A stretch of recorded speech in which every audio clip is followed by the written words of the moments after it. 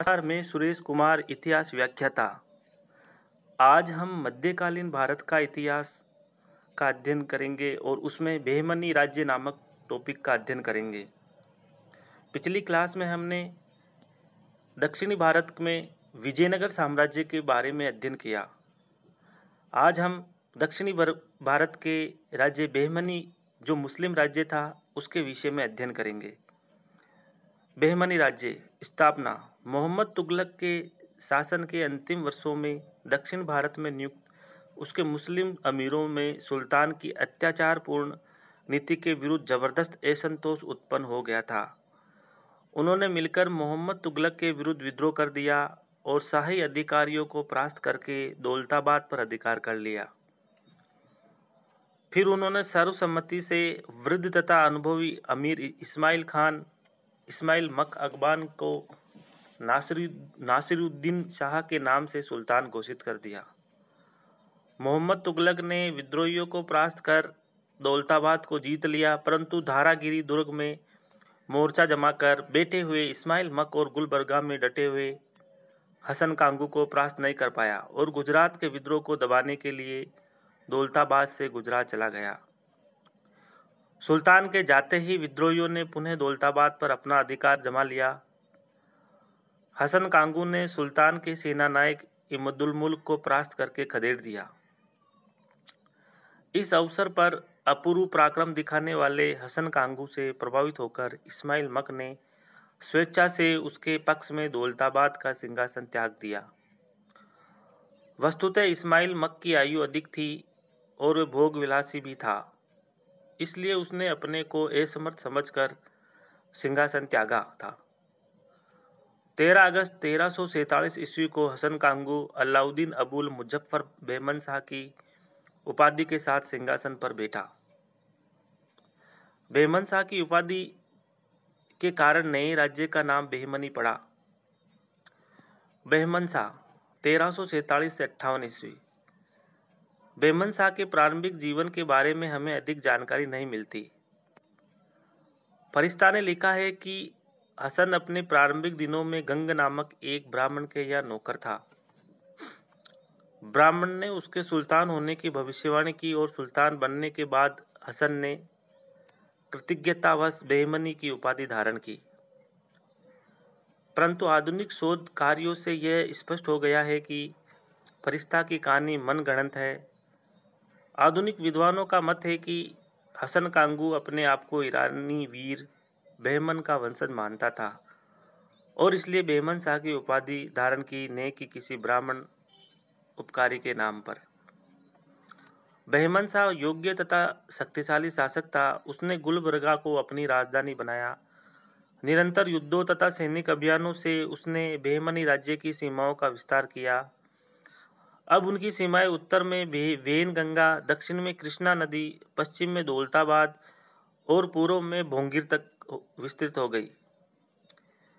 इस राज्य को उसने 4 प्रांतों दौलताबाद, गुलबर्गा, बरार और बीदर में विभाजित किया। प्रत्येक प्रांत के ऊपर एक सूबेदार होता था जो सैनिक तथा असैनिक दोनों कार्यों को संपन्न करता था। बहमन शाह को एक न्यायप्रिय सुल्तान बतलाया जाता है, परंतु हिंदुओं के लिए वे असहिष्णु तथा अत्याचारी शासक सिद्ध हुआ। मोहम्मद शाह प्रथम 1358 से 73 ईस्वी। बहमन शाह का उत्तराधिकारी उसका बड़ा लड़का मोहम्मद शाह हुआ। उसने राज्य की शासन व्यवस्था को आधार प्रदान किया। उसकी विदेश नीति का मुख्य ध्येय अपने पड़ोसी हिंदू राज्यों को की अधिक से अधिक भूमि हड़पना था और इसके लिए उसने अनेक युद्ध भी लड़े। तेलंगाना से उसने गोलकुंडा का प्रसिद्ध दुर्ग छीन लिया और 33 लाख रुपया हर्जाना भी वसूल किया। विजयनगर के विरुद्ध लड़े गए युद्ध अनिर्णायक सिद्ध हुए। उसने खलीफा से अपने राज्य तथा शासन की मान्यता भी प्राप्त कर ली। मुजाहिद और दाऊद 1373 से 78 ईस्वी। मोहम्मद शाह की मृत्यु के बाद उसका पुत्र मुजाहिद शासक बना। उसने विजयनगर पर 2 बार आक्रमण किया, परंतु उल्लेखनीय सफलता नहीं मिली।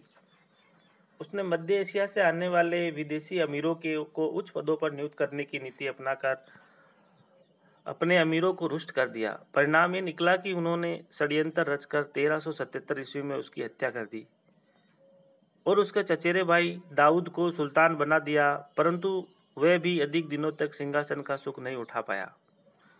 मुजाहिद की एक बहन ने षड्यंत्र रचकर उसकी हत्या करवा दी। नेक्स्ट है मुजाहिद द्वितीय। मुजाहिद द्वितीय को मोहम्मद शाह द्वितीय भी कहा जाता है। वह बहमन शाह का पौत्र था। बहमनी राज्य के सिंहासन पर उस जैसा शांतिप्रिय और विद्यानुरागी सुल्तान कभी नहीं बैठा। उसने अपने राज्य में भव्य मस्जिदों का निर्माण करवाया तथा अपने दरबार में विद्वानों का जमघट लगा दिया। उसे हर समय अपनी प्रजा की भलाई की चिंता लगी रहती थी और उसने जन कल्याण के लिए बहुत से काम किए। उसने विजयनगर राज्य के साथ भी महत्वपूर्ण संबंध रखे। 1397 ईस्वी में उसकी मृत्यु हो गई। ताजुद्दीन फिरोज शाह 1397 से 1422 ईस्वी। मुजाहिद द्वितीय के बाद गयासुद्दीन और शमसुद्दीन कर्म से सुल्तान बने, परंतु दोनों को ही अयोग्यता के कारण जल्दी अपदस्थ कर दिया गया और बहमन शाह के एक पौत्र ताजुद्दीन फिरोज शाह ने सिंहासन पर अधिकार कर लिया। ताजुद्दीन में अनेक गुणों और दोषों का अपूर्व समन्वय था। वह एक पराक्रमी सैनिक और कुशल सेना नायक था। उसे कला, साहित्य एवं विद्या से अनुराग था, परंतु वह अत्यधिक भोगविलासी एवं कट्टर धर्मांध शासक भी था। उसने विस्तारवादी नीति को अपनाते हुए विजयनगर पर 3 बार आक्रमण किए। प्रथम दोनों आक्रमणों में उसे सफलता मिली और विजयनगर के शासकों को अपमानजनक संधियां करनी पड़ी, परंतु तीसरी बार उसे देवराय द्वितीय के हाथों बुरी तरह से पराजित होना पड़ा।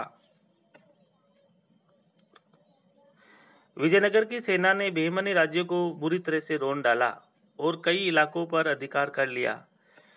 इस पराजय के बाद वे शासन कार्यों की उपेक्षा करने लगा। 1422 ईस्वी में उसके भाई अहमद शाह ने उसे अपदस्थ करके सिंहासन पर अधिकार कर लिया। अहमद शाह 1422 से 35 ईस्वी। सुल्तान बनते ही अहमद शाह ने गुलबर्गा के स्थान पर बिदर को अपनी राजधानी बनाया, क्योंकि एक तो उसकी किलेबंदी सुदृढ़ थी और दूसरा विजयनगर की सीमा से बहुत अधिक दूरी होने की वजह से विजयनगर के आक्रमण से सुरक्षित था। अहमद शाह भी एक पराक्रमी शासक था। उसने विजयनगर, वारंगल और मालवा के सुल्तानों से युद्ध लड़े। विजयनगर के साथ लड़े गए युद्धों का परिणाम विवाद का विषय है, परंतु ये वारंगल के कुछ प्रदेश जीतने में सफल रहा और मालवा के सुल्तान होशंग शाह को भी पराजित किया। उसने गुजरात पर भी आक्रमण किया था, परंतु असफल रहा। वह अपने समय का एक क्रूर और अत्याचारी शासक था। धर्मांधता की नीति पर चलते हुए गैर मुसलमानों पर बहुत अधिक अत्याचार किए। उसके शासनकाल में दरबार में दक्षिणी दल तथा विदेशी दल में पारस्परिक प्रतिद्वंद्विता बहुत अधिक बढ़ गई, जिसके परिणाम स्वरूप शासन व्यवस्था में शिथिलता आ गई। 1435 ईस्वी में अहमद शाह की मृत्यु हो गई। अलाउद्दीन द्वितीय 1435 से 57 ईस्वी। अहमद शाह के बाद उसका बड़ा लड़का अलाउद्दीन द्वितीय सुल्तान बना। सुल्तान बनते ही उसे अपने भाई मोहम्मद के विद्रोह का सामना करना पड़ा। उसने भाई के विद्रोह को कुचलने के बाद भी उसके साथ अच्छा व्यवहार किया और उसे रायचूर का सूबेदार बना दिया। इसके बाद अलाउद्दीन ने अपनी सैन्य शक्ति को संगठित किया और 1443 ईस्वी में विजयनगर पर आक्रमण किया और देवराय द्वितीय को बुरी तरह से पराजित किया। देवराय द्वितीय को अपमानजनक संधि करनी पड़ी। उसने कोंकण पर आक्रमण कर उसे भी अपनी अधीनता मानने को विवश किया। वह अत्यधिक भोगविलासी था। उसने संगमेश्वर राजा की पुत्री से बलपूर्वक विवाह किया, परंतु वह अपनी जनता की भलाई में रुचि रखने वाला शासक भी था। उसने अनेक पाठशालाओं, दानशालाओं और मस्जिदों का निर्माण करवाया। राजधानी में अनेक भव्य भवन बनवाए। हुमायूं 1457 से 61 ईस्वी। अलाउद्दीन द्वितीय के बाद उसका बड़ा लड़का हुमायूं सिंहासन पर बैठा। इतिहास में उसे जालिम हुमायूं के नाम से याद किया जाता है। वह क्रूर तथा अत्याचारी शासक था। सौभाग्य से उसे महमूद गवा जैसा सुयोग्य मंत्री मिल गया जिसने साम्राज्य में शांति और व्यवस्था को बनाए रखा। मोहम्मद शाह तृतीय। हुमायूं की मृत्यु के बाद उसके अवयस्क लड़के निजाम शाह को सुल्तान बनाया गया जो 1463 ईस्वी में मर गया। उसकी मृत्यु के बाद उसके छोटे भाई मोहम्मद शाह तृतीय के नाम से सिंहासन पर बैठा दिया। उसे मदिरा तथा व्यभिचार का अत्यधिक शौक था। शासन सूत्र महमूद गवा के हाथ में ही रहा। महमूद गवा ने अपनी योग्यता एवं प्रतिभा से बेमनी साम्राज्य को उन्नति के चरम सीमा पर पहुंचा दिया। उसने कोंकण के हिंदू राजाओं को परास्त कर अनेक दुर्गों पर अधिकार कर लिया। उसने विजयनगर वालों से गोवा छीन लिया। उसके बाद उसने विजयनगर पर आक्रमण किया और अपार धन संपदा लूट कर ले गया। उसने उड़ीसा के हिंदू राज्य पर भी आक्रमण किया। मोहम्मद शाह ने कांजीवरम पर आक्रमण किया और अनेक भव्य मंदिरों को भूमिसात किया। यहाँ उसने अनेक ब्राह्मण पुजारियों को मौत के घाट उतार दिया और मौत के घाट उतार कर गाजी की उपाधि धारण की। उसने जरा से संदेह पर अपने सुयोग्य वजीर महमूद गवा की हत्या करवा दी और कुछ महीनों बाद अत्यधिक मद्यपान के कारण उसका भी देहांत हो गया। राज्य का विघटन। मोहम्मद शाह की मृत्यु के बाद उसके छोटे लड़के को महमूद शाह की उपाधि के साथ सिंहासन पर बिठा दिया गया। वह अत्यधिक भोगविलासी, अयोग्य एवं निकम्मा निकला। परिणाम स्वरूप दरबार में अमीरों एवं अधिकारियों के कुचक्कर शुरू हो गए। प्रांतीय सूबेदारों ने अपने अपने स्वतंत्र राज्य स्थापित करने का प्रयास शुरू कर दिया। सर्वप्रथम 1484 ईस्वी में बरार स्वतंत्र हो गया। इसके बाद 1499 ईस्वी में बीजापुर भी अलग हो गया और 1498 ईस्वी में अहमदनगर भी पृथक हो गया। इस प्रकार बेमनी साम्राज्य धीरे धीरे सिकुड़ता चला गया। 1518 ईस्वी में महमूद शाह की मृत्यु हो गई और स्थिति का लाभ उठाकर गोलकुंडा भी पृथक हो गया। महमूद शाह की मृत्यु के बाद एक 3 सुल्तान हुए। अंतिम सुल्तान कलीमुल्ला शाह की 1527 ईस्वी में मृत्यु हो गई और इसके साथ ही बेमनी साम्राज्य का अंत हो गया। उसके भग्नावशेषों पर 5 राज्य उठ खड़े हुए जो इस प्रकार थे। बरार। इस राज्य का संस्थापक फतेह उल्लाह इमाद शाह था। वह बरार का सूबेदार था। 1484 ईस्वी में उसने बेमनी साम्राज्य से पृथक होकर अपने आप को स्वतंत्र सुल्तान घोषित कर दिया। उसने एलिचपुर को अपनी राजधानी बनाया। उसके द्वारा स्थापित राजवंश इमाद शाही के नाम से प्रसिद्ध हुआ। 1575 ईस्वी में अहमदनगर ने बरार को जीतकर अपने राज्य में सम्मिलित कर लिया। बीजापुर। बहमनी साम्राज्य के भग्नावशेषों पर उदित 5 राज्यों में बीजापुर सबसे अधिक शक्तिशाली और महत्वपूर्ण सिद्ध हुआ। इस राज्य का संस्थापक यूसुफ आदिल शाह बहमनी साम्राज्य के अंतर्गत बीजापुर का सूबेदार था। 1499 ईस्वी में उसने बहमनी से संबंध विच्छेद कर इस नए राज्य की नींव डाली। उसी की उपाधि पर इस राज्य के राजवंश का नाम आदिल शाही पड़ा। आदिल शाही शासकों ने अपनी विस्तार नीति के द्वारा बीजापुर राज्य की सीमाओं को काफी बढ़ाया। इसके लिए उन्हें अपने पड़ोसी मुस्लिम राज्यों तथा विजयनगर से निरंतर संघर्ष करना पड़ा। बीजापुर राज्य ने एक लंबे समय तक मुगलों की विस्तारवादी नीति का डटकर सामना किया, परंतु अंत में 1686 ईस्वी में औरंगजेब को बीजापुर जीतने में सफलता मिल गई और मुगल साम्राज्य में मिला लिया गया। अब है गोलकुंडा। मुसलमानों के अधिकार में जाने से पूर्व इसे वारंगल कहा जाता था। गोलकुंडा का संस्थापक कुतुब शाह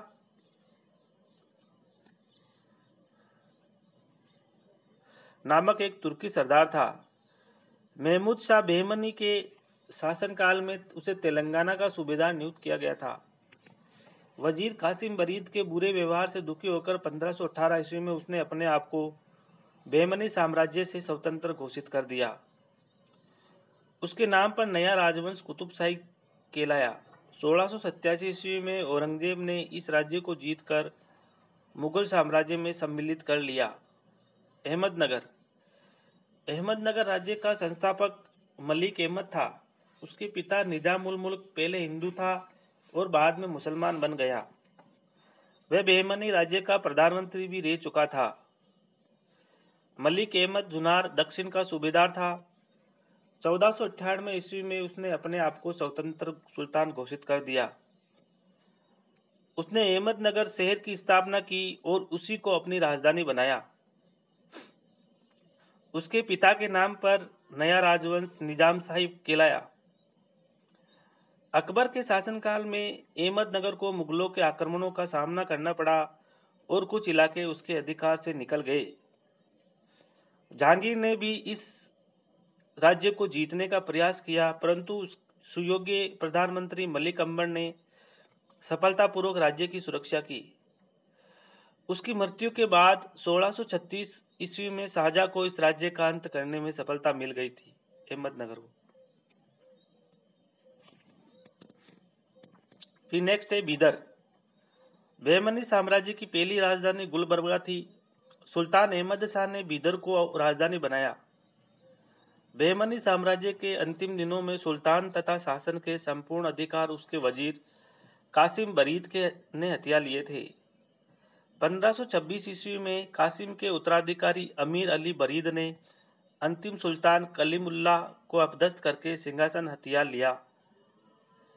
नया राजवंश बरीद शाही कहलाया। 1618 से 19 ईस्वी में बीजापुर ने इस राज्य को जीतकर अपने राज्य में सम्मिलित कर लिया।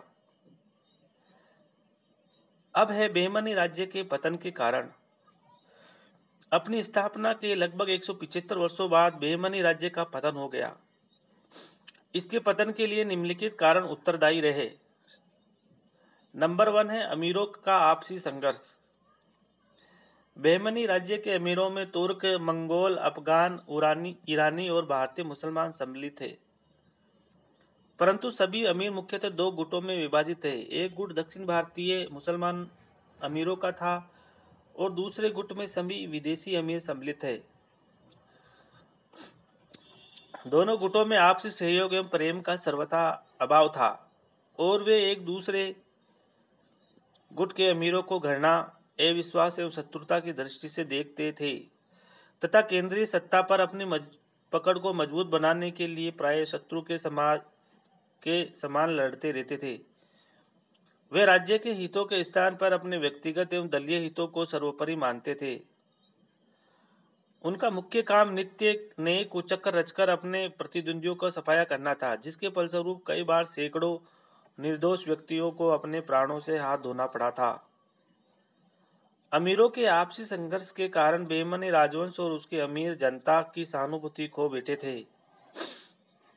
इसके अलावा स्वयं अमीरों की शक्ति भी क्षीण होती गई।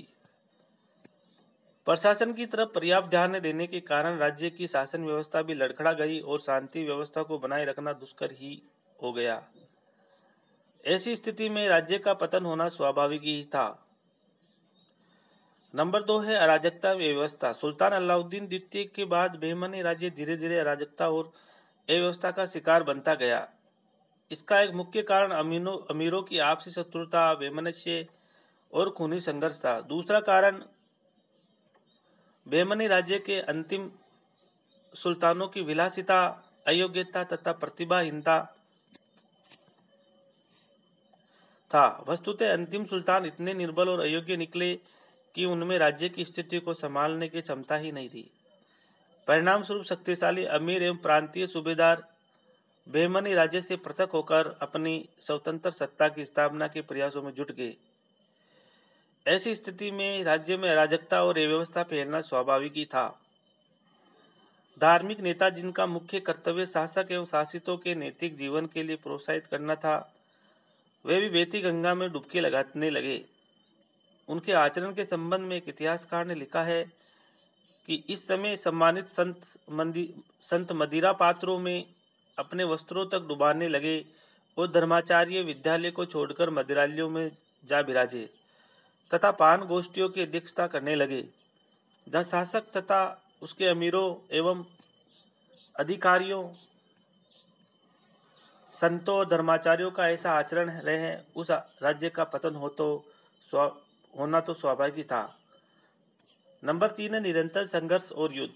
बेमनी राज्य को अपनी स्थापना के समय से ही अपने पड़ोसी हिंदू राज्यों विशेषकर विजयनगर के साथ पीढ़ी दर पीढ़ी भयंकर संघर्ष करना पड़ा।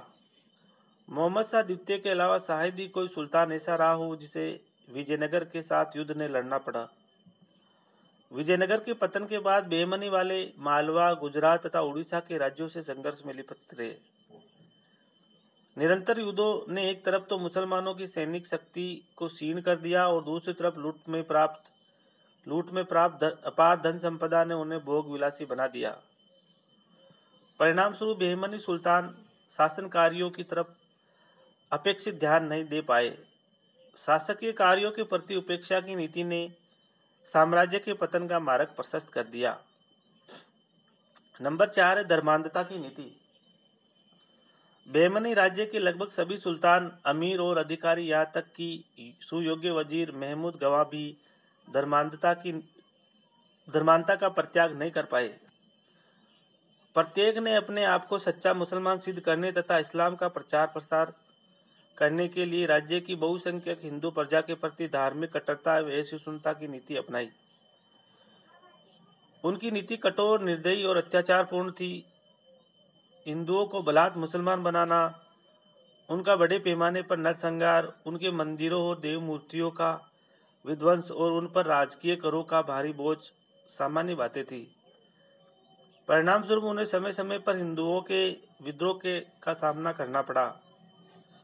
बहुसंख्यक हिंदुओं का विश्वास अथवा सहानुभूति जीतने का कभी प्रयास ही नहीं किया गया। इस प्रकार की नीति ने राज्य के पतन में सहयोग की दिया। 5वां अयोग्य विलासी सुल्तान। बेमनी राज्य के प्रारंभिक सुल्तानों के अलावा अधिकांश सुल्तान शक्तिहीन, अयोग्य विलासी निकले। एक आधुनिक इतिहासकार के शब्दों में उनमें इतनी शक्ति और क्षमता नहीं थी कि वे सशक्त शत्रुओं से घिरे हुए संघर्षों और गृह क्लेश युक्त विशाल राज्य को संभाल सकते। यदि हुमायूं जालिम हुमायूं के नाम से विख्यात हुआ तो मोहम्मद शाह तृतीय इतना अधिक शराबी निकला कि जरा से संदेह पर अपने सुयोग्य वजीर महमूद गवा की हत्या करवा दी। उसके उत्तराधिकारी तो एक से बढ़कर एक भ्रष्ट, दुराचारी, व्यभिचारी और विलासी निकले। ऐसी स्थिति में बेमनी राज्य का विघटन और पतन स्वाभाविक ही था। नंबर 6 है महमूद गवा की हत्या। 1458 से 1481 ईस्वी तक महमूद गवा ने बेमनी राज्य की सेवा की। उसने न केवल बेमनी राज्य की सीमाओं का ही विस्तार किया, अपितु बेमनी राज्य की केंद्रीय शक्ति एवं शासन व्यवस्था को भी सुदृढ़ बनाया। उसने सत्तालोलुप अमीरों को नियंत्रण में रखकर बेमनी राज्य को छिन्न भिन्न होने से बचाया। 5 अप्रैल 1481 ईस्वी के दिन सुल्तान के आदेशानुसार उसकी हत्या कर दी गई, परंतु उसकी हत्या बेमनी राज्य के लिए घातक सिद्ध हुई। अब अलगाववादी शक्तियों को नियंत्रण में रखने की क्षमता किसी में नहीं रही और बेमनी राज्य का विघटन शुरू हो गया। बरार, बीजापुर, गोलकुंडा और अहमदनगर के सूबेदार एक एक करके स्वतंत्र शासक बन बैठे। बेमनी राज्य केवल बीदर सूबे तक सिमट कर रह गया। बेमनी वंश के अंतिम सुल्तान कलीम उल्लाह शाह को उसके वजीर अमीर बरीद ने सिंहासन च्युत कर दिया और स्वयं सुल्तान बन बैठा। इस घटना के साथ ही बेमनी राज्य का अस्तित्व भी समाप्त हो गया।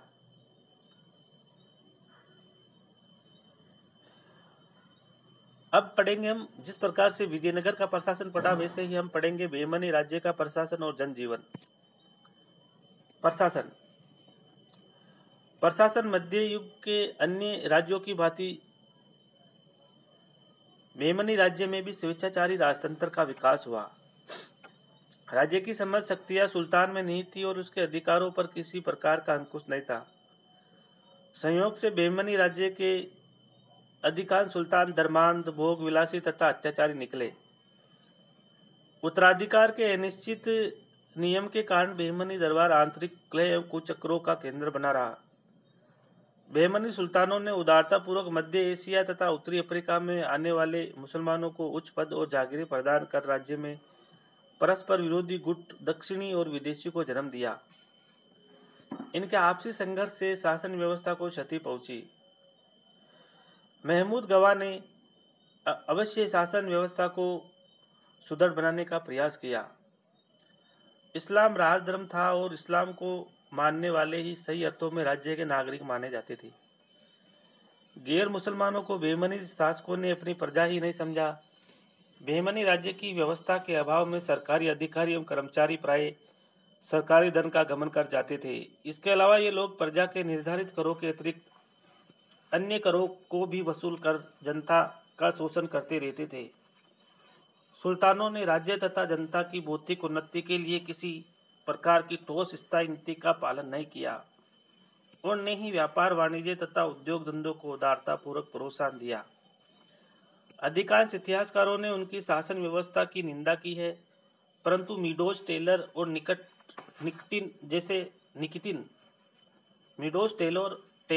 निकितिन जैसे पर्यटकों ने उनकी अच्छी बातों का भी उल्लेख किया है। उनमें से एक बात उनका निर्माण कला में रुचि तथा दूसरी इस्लामी सभ्यता तथा संस्कृति की उन्नति है। इसके लिए शासकों ने विद्वानों एवं साहित्यकारों को उदारता के साथ राजकीय संरक्षण दिया। बेईमानी राज्य का सामाजिक जीवन प्राय अशांत रहा। इसका मुख्य कारण समाज के दो मुख्य वर्गों में समानता का व्यवहार न होना था। समाज का अल्पसंख्यक मुस्लिम वर्ग राजधर्म का अनुयायी होने के कारण बहुसंख्यक हिंदू वर्ग से कई अच्छी स्थिति में था। अधिकांश हिंदू कृषि कार्य अथवा उद्योग धंधों से आजीविका चलाते थे। राजनीति एवं शासन व्यवस्था में उन्हें किसी प्रकार की सुविधा प्राप्त नहीं थी। बेईमानी शासकों ने भी उन्हें कभी अपनी प्रजा नहीं समझा। हिंदुओं को केवल निम्न राजकीय सेवा का ही अवसर दिया जाता था। सरकार के उच्च पदों के द्वार उनके लिए बंद रखे गए थे। निम्न पदों पर उनकी नियुक्ति के कारण भी सुल्तानों की व्यवस्था थी, क्योंकि उनके स्थानीय एवं प्रशासकीय अनुभव का कारण भी सुल्तानों की व्यवस्था थी। क्योंकि उनके स्थानीय प्रशासकीय अनुभव विशेषकर हिसाब किताब में की मदद के बिना शासन को संचालित करना दुष्कर काम था। अन्यथा उन्हें हर क्षेत्र में पीड़ित एवं अपमानित किया जाता था और धर्म परिवर्तन के लिए धमकाया एवं फुसलाया जाता था। सांप्रदायिक लूटमार तथा हत्याएं सामान्य बात थी। कभी कभी धार्मिक उन्माद के क्षणों में अनेक निर्दोष व्यक्तियों का सामूहिक कत्लेआम भी कर दिया करना आश्चर्यजनक नहीं था। गैर मुसलमानों से राजकीय करों खासकर जजिया कर सख्ती से वसूल किया जाता था। कुल मिलाकर समाज के दोनों वर्गों में सहानुभूति एवं सहयोग का अभाव था। परंतु इसका यह अर्थ नहीं लिया जाना चाहिए कि सभी मुसलमानों का जीवन सुखी एवं समृद्ध था। सामान्य मुसलमानों विशेषकर भारतीय मुसलमानों का जीवन अधिक सुखी नहीं था।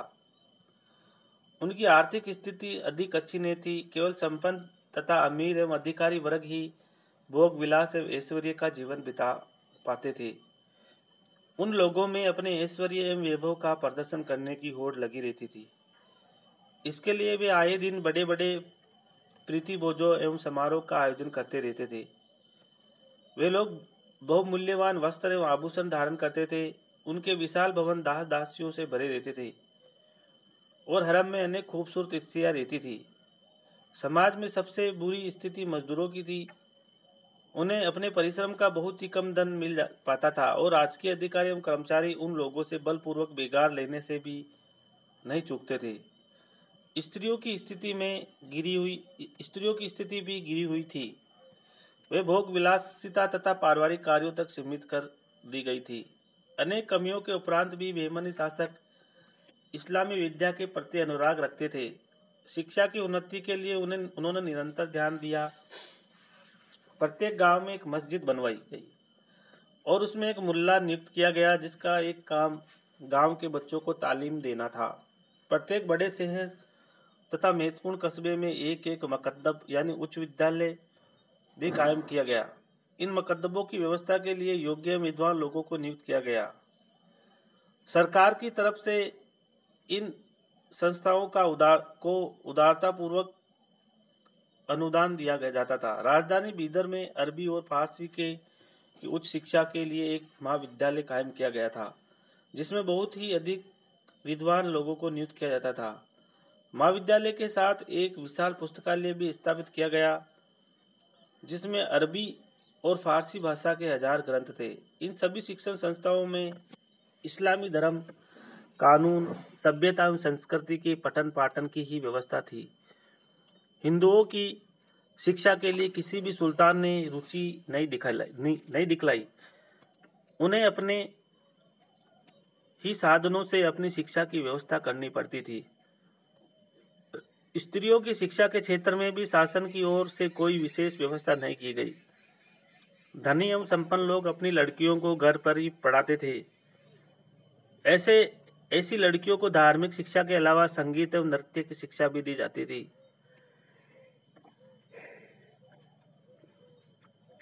बहमनी शासक महान निर्माता भी थे। उन्होंने बड़े पैमाने पर भव्य भवनों का निर्माण करवाया। पहले गुलबर्गा और बाद में बीदर में अपने निवास के लिए भव्य एवं विशाल राजप्रासादों का निर्माण करवाया। राज दरबार के ऐश्वर्य का प्रदर्शन करने के लिए विशाल राजभवन एवं मस्जिदें बनवाई। सार्वजनिक क्षेत्र में सरायों, जलाशयों, नगरों, पुलों और राजमार्गों का निर्माण करवाया। सैर सपाटे के लिए गुलबर्गा और बीदर में खूबसूरत उद्यान लगवाए। बहमनी शासकों ने स्थापत्य की एक विशिष्ट शैली को जन्म दिया, जो भारतीय, तुर्की, मिस्री, ईरानी आदि तत्वों का सम्मिश्रण थी। गुलबर्गा तथा बीदर की मस्जिदें इस कला के सुंदर नमूने थे। इस प्रकार हमने बहमनी साम्राज्य के बारे में भी विस्तृत से अध्ययन किया। धन्यवाद।